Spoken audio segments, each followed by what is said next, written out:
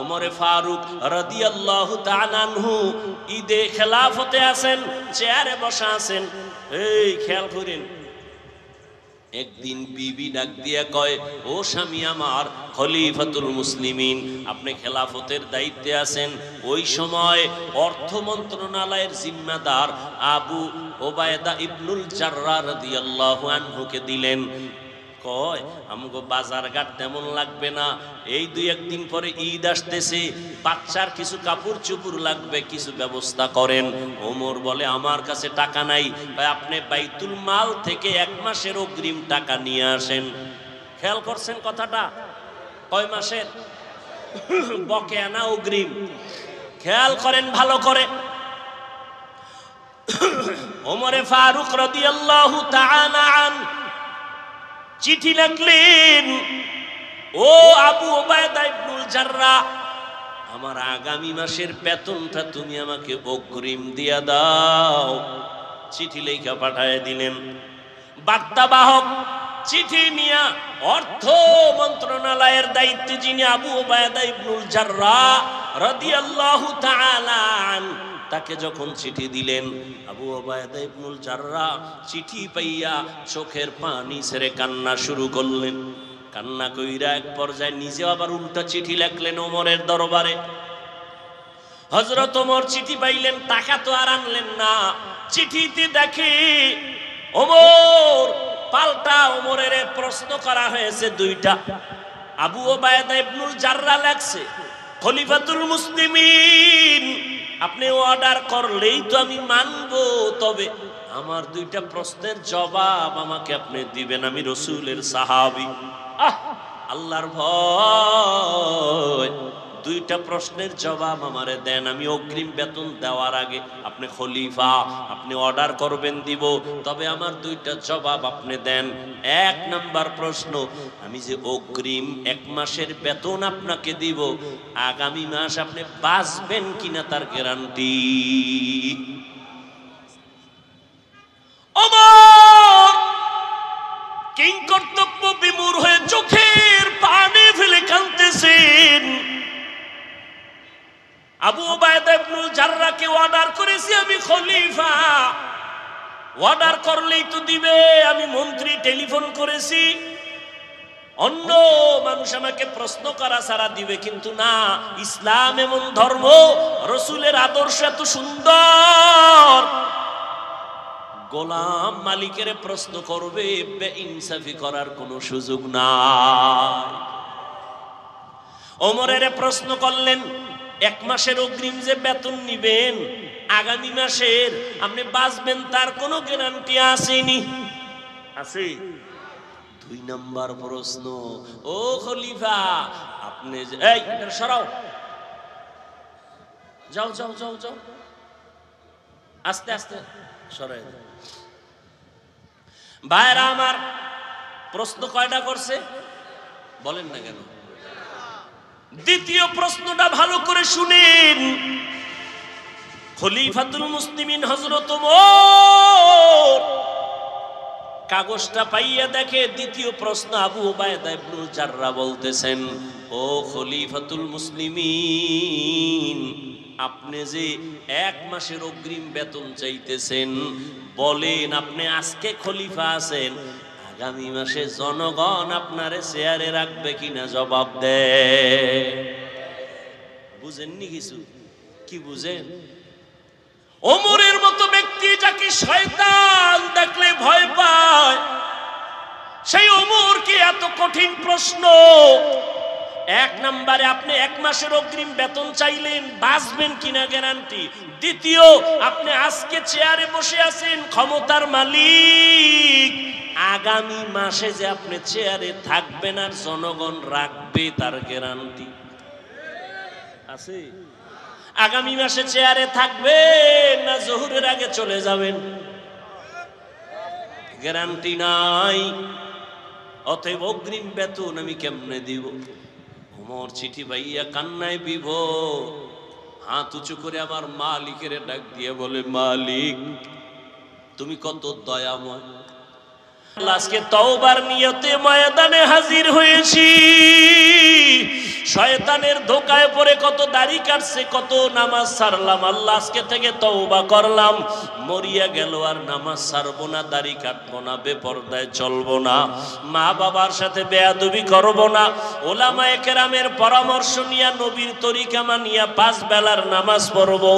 ও যুবক বাবারা, বৃদ্ধ বাবাজিরা, পর্দার আড়ালের মা বোনেরা, ব্যবসায়ী ভাইরা, জীবনে যত মিথ্যা বলছেন তওবা করেন মনে মনে, আর মিথ্যা বলবেন না, গালি দিবেন না, কারো বিরুদ্ধে যাবেন না, গীবত করবেন না।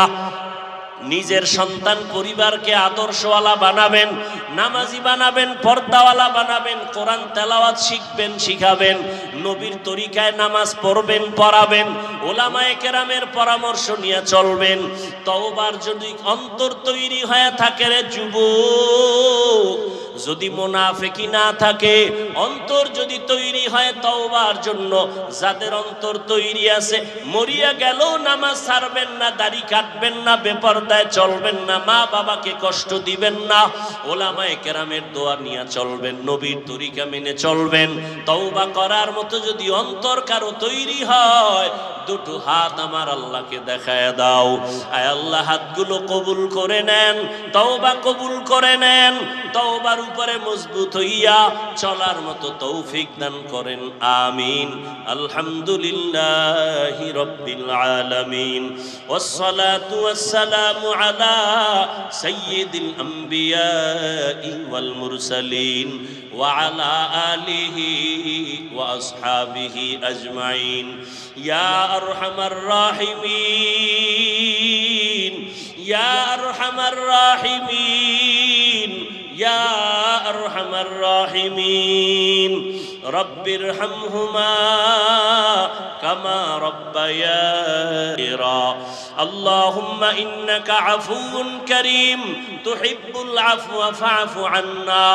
আল্লাহুম্মা ইন্না নাসআলুকা রিযাকা ওয়াল জান্নাহ ওয়া নাউযু বিকা মিন সাখাতিকা ওয়ান النار. اللهم إنا نعوذ بك من البرص والجنون والجذام وسيء الأسقام. উদয়ার মালিক, কুদরতের নজর দিয়ে তাকায় দেখেন, আমরা গুনার বোঝা নিয়ে আপনার দরওয়াজায় হাজির। কত উলামায়ে কেরাম, কত মুরব্বী, হাজী সাহেব, ব্যবসায়ী, চাকরিজীবী, পর্দার আড়ালের মা বোনেরা, কত যুবক, কত ছাত্র ভাই, আমরা গুনাহগার, তওবার নিয়তে হাত তুলেছি রে আল্লাহ। আমরা আর গুনাহ করব না, গুনাহ নিয়ে কবরে যাব না, দুনিয়ায় সইতে পারি না কোনো কষ্ট, গুনাহ নিয়ে কবরে গেলে কেমনে সহ্য করব। তওবা করেছি, আর নামাজ ছাড়বো না, বেপরদায় চলবো না, দাড়ি কাটবো না, মা বাবাকে কষ্ট দিব না, উলামায়ে কেরামের পরামর্শ নিয়ে নবীর তরিকায় চলবো। আমাদের তওবা কবুল করে নেন। আয় আল্লাহ, মৃত্যু পর্যন্ত মজবুত হইয়া নবীজির তরিকায় চলার তৌফিক দান করেন। আয় আল্লাহ, মাহফিল কবুল করে নেন। আয়োজনকারী, সহযোগিতাকারী, দান সদকাকারীদের কবুল করে নেন। এলাকায় শান্তি দান করেন আল্লাহ। সারা দুনিয়াবাসীকে শান্তির জিন্দেগি দান করেন। মুসলমানের ঈমান আমল হেফাজতের ব্যবস্থা করে দেন। আয় আল্লাহ, ফিলিস্তিনে মুসলমানের কান্নার আওয়াজ, লেবাননে মুসলমানের কান্নার আওয়াজ, আয় আল্লাহ, কাশ্মীরে মুসলমানের কান্নার আওয়াজ, সারা দুনিয়ার মুসলমানদের আপনি অভিভাবক ছাড়া কেউ নাই। মেহেরবানি করে মুসলমানের ইজ্জতের হেফাজত করেন আল্লাহ। বাংলাদেশ শান্তির দেশ বানায় দেন আল্লাহ। আয় আল্লাহ, আমাদের পরস্পরে হিংসা দূর করে মোহাব্বত বাড়ায় দেন। উলামায়ে আহলে হকের এক নেক হয়ে কাজ করার তৌফিক দান করেন। আয় আল্লাহ, রিয়া, হাসাদ, কিবির দূর করে ইখলাস দান করেন। তাকওয়াওয়ালা জিন্দেগি দান করেন। মা বোনদের আবেদা বানায় দেন। সন্তানগুলো নেককার বানায় দেন। আমার কলিজার প্রত্যেকটা যুবকের দিনের খাদেম বানায় দেন আল্লাহ। মোবাইলের গুনাহের থেকে হেফাজত করেন আল্লাহ। মোবাইলের গুনাহের থেকে হেফাজত করেন আল্লাহ। মোবাইলের গুনাহের থেকে হেফাজত করেন আল্লাহ। আয় আল্লাহ, আয় আল্লাহ তাআলা, প্রতিকূল আবহাওয়ার মধ্যে আপনার বান্দারা আপনাকে ভুলে নাই। আয় আল্লাহ, আপনিও বান্দাদের ভুলিয়া যাইবেন না গুনাহের কারণে। নবীজির মোহাব্বতে আমাদের মাফ করে দেন। আয় আল্লাহ, ছাত্র জনতার আন্দোলনে যারা জীবনটা দিয়েছে তাদেরকে শাহাদাতের মর্যাদা দিয়া জান্নাত দান করেন আল্লাহ। আয় আল্লাহ, বন্যা কবলিত এলাকায় যারা ক্ষতিগ্রস্ত, মেহেরবানি করে শান্তির জীবন যাপনের ব্যবস্থা করে দেন আল্লাহ। পানি বন্যা থেকে হেফাজতের ব্যবস্থা করে দেন আল্লাহ। পরিবার নিয়ে শান্তিতে থাকার তৌফিক দান করেন আল্লাহ। আয় আল্লাহ, প্রত্যেকটা সন্তানকে মা বাবার আদবলা বাধ্যগত বানায় দেন, ছাত্রদের শিক্ষকের বাধ্যগত আদবলা বানায় দেন। আয় আল্লাহ, প্রত্যেকের দাম্পত্য জীবন সুখময় করে দেন।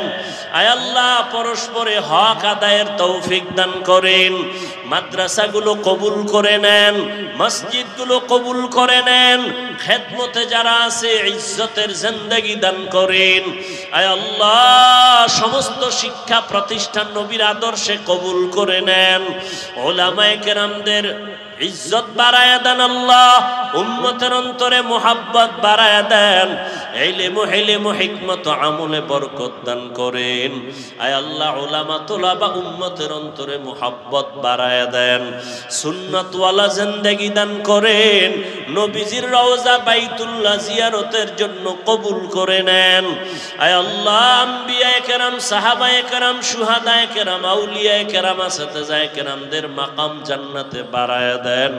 আমরা যারা হাত তুলেছি জানি না কার মা নাই বাবাও নাই।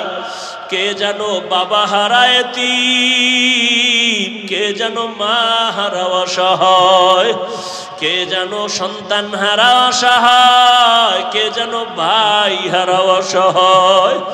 আয় আল্লাহ, এক বান্দা আমার কাছে চোখের পানি ছেড়ে দোয়া চেয়েছেন, তার ভাইকে হারিয়ে ফেলেছে। আয় আল্লাহ, জানি না ইদানিং বিভিন্ন মাদ্রাসা থেকে ছাত্র হারায় যায়, না জানি কোনো চক্রান্ত চলতেছে। আপনি তো ভালো জানেন, কুদরতের দ্বারা চক্রান্তকারীদেরকে আপনি হেদায়েতের দৌলত দান করেন। আয় আল্লাহ, সবার জীবনের নিরাপদ ব্যবস্থা করে দেন আল্লাহ। আয় আল্লাহ, মায়ের কোলে সন্তানকে ফিরাইয়া দেন। আয় আল্লাহ, যারা দুনিয়ায় নাই কবর জান্নাত বানায় দেন। ও সন্তানেরা, মা বাবার জন্য কি দুই ফোঁটা চোখের পানি ছেড়ে দোয়া করতে পারবা না? ওই মা বাবার চোখের পানি ছাড়া তুমি চেয়ারে বসতে পারো নাই, টাকা পয়সার মালিক হতে পারো নাই। ওই মা বাবারে কবরে রেখে তুমি আরামে কেমনে ঘুমাও? ওই মা বাবার চেহারাটাও কি মনে পড়ে না? ও আল্লাহ, জানি নে ময়দানে কারায়াতিম। আয় আল্লাহ, গুনার কারণে দিলটা পাথর, চোখে পানিও নাই।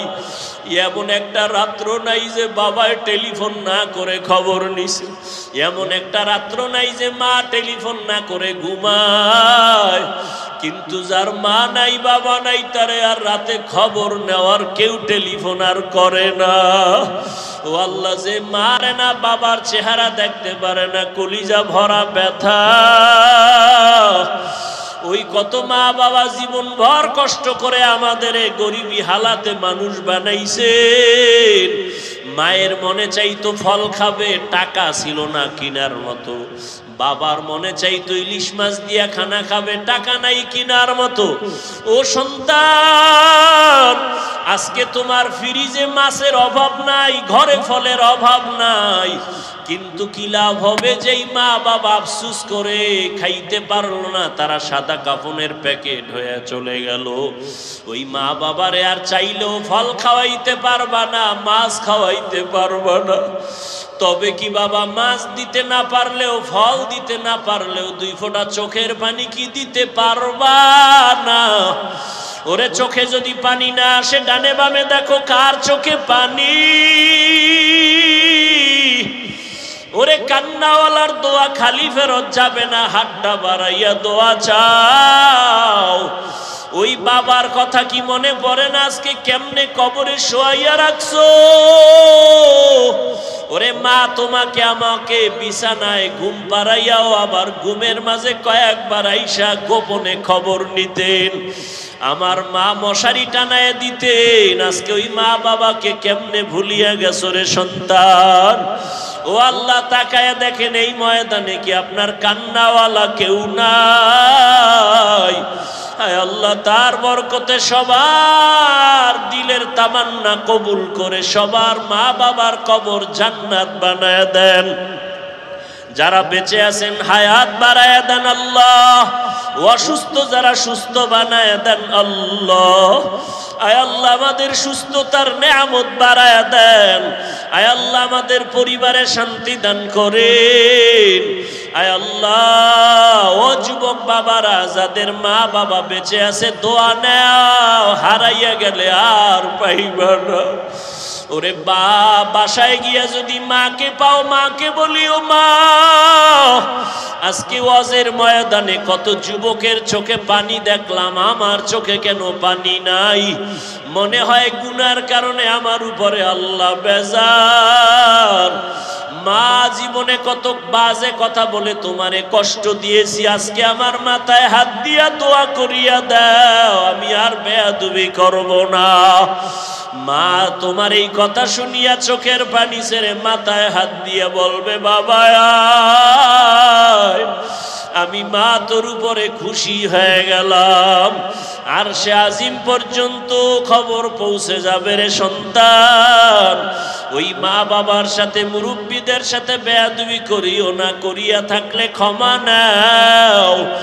আল্লাহ তাআলা আমাদের সবাইকে দ্বীনের খাদেম বানায় দেন। আয় আল্লাহ, গুনাহের প্রতি ঘৃণা জমায়া দেন, নেক আমলের আগ্রহ বাড়ায় দেন।